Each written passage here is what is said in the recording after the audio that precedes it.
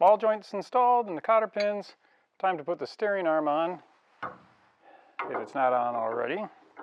Well, this is a little different because the TCI kit comes with the entire spindle installed, the bearings all packed, the hub, and the discs and everything in it, but we went a different route on the brakes. So we're going to be installing the new Willwood plate, which simply goes, the caliper has a radial mount that's going to go onto this mount, so the caliper goes in the back. But the great thing is that TCI and Willwood kind of work together on many different parts and pieces together, so they know exactly what fits on each other's systems and can help you in a recommendation. But the plate you want to make sure is absolutely flat, no burrs, no weird things or anything like that coming out. And then do the bolts from the inside with a washer and a nut. And this will get us ready to move towards spindles and rotors. But first, we'll probably get going on installing the steering rack, the power rack, as well as the sway bar for the front end. All right, the rack fits snugly, perfectly into the brackets already on the subframe assembly.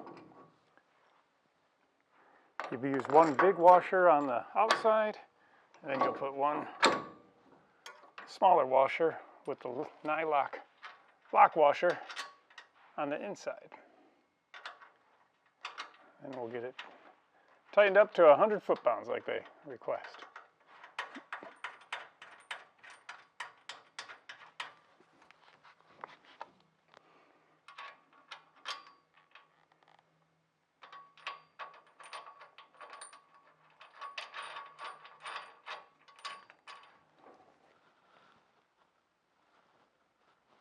There we go. With the rack installed, we need to center the steering of the rack so we get the equal amounts going left and going right. TCI recommends cranking it all the way, one way or the other. We have it going all the way to the left, and you measure from a common spot on the rack to the end of the tie rod bolt, or the sleeve, I guess, or the stud, and that's 11 inches. And then pull it all the way out.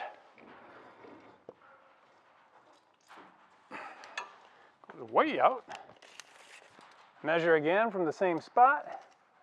We are at 17. So that's a 6-inch difference.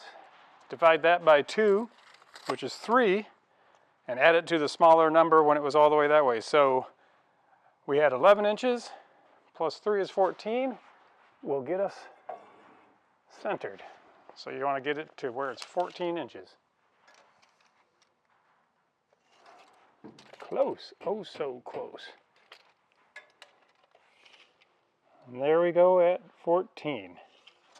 Now we're going to make sure to get our spindles as straight as possible before we screw on the tie rods. With the rack centered, now it's time to get the spindle centered this way. And usually with a normal TCI setup, you would have your brake rotor already on. And we know the bar of the cross member is straight. So you'd go from that to the back side of the rotor, but we're going to go to the back side of the caliper bracket. And we are at 10 1/4. And on this side, same thing, 10 1/4. So that should get us very close when we install the tie rod sleeve next. Time to screw on the tie rod end.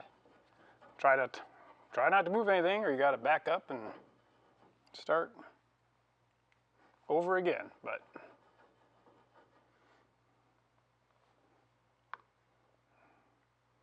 that's looking pretty good.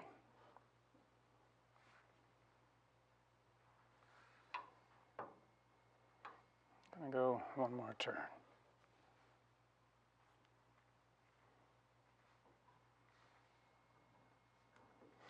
I think we're in good shape. So we got the jam nut to install.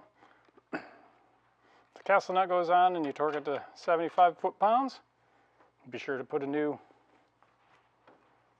cotter pin in there, and we'll get this tightened up too. wash, rinse, and move on to the next side.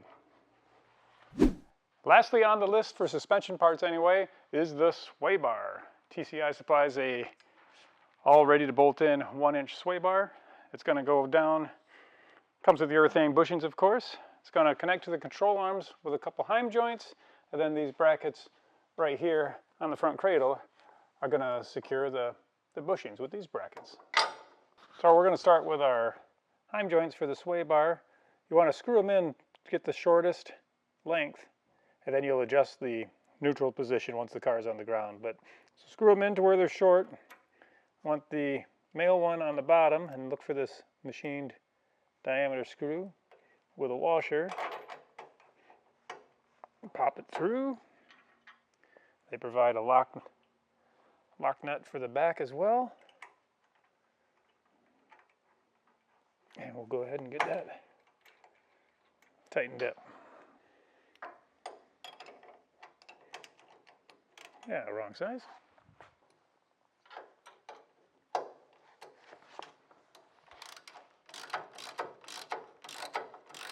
We'll get it secure, but not final finish tight until we get the bar installed. Now we got our heim joint end links secured on the control arms. We went ahead and put the sway bar bushing bracket, and it's onto the bar. Got it supported by a chair, make our life a little easier. He's going to go through these socket head cap screws. You're going to want to just get it in position before you tighten it up. And there's washers, and of course a eye lock nut to go on there as well.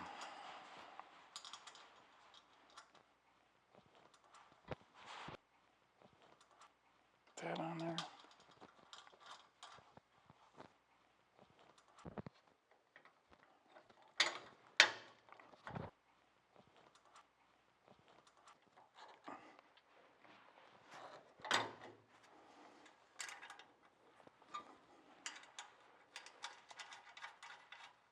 There we go.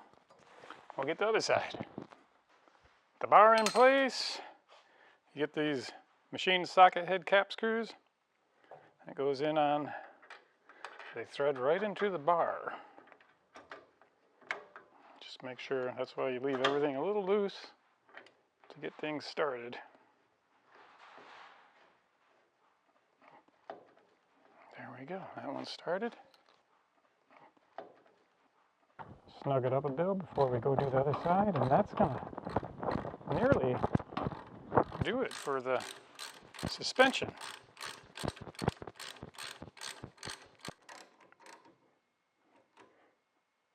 There we go, sway bar mounted.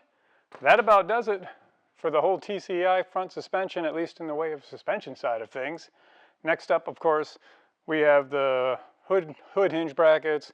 We have the inner panels that go in here to do, and of course, the radiator support. And I think last time I checked out on their website, I think they had an aluminum radiator support specifically for the early Novas. Pretty cool piece. We'll be using our stock original one. It was in good shape.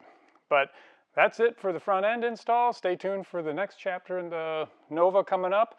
But thanks for watching. And if you have any questions about the front ends or other applications, give TCI a call or check them out at totalcostinvolved.com. Thanks for watching.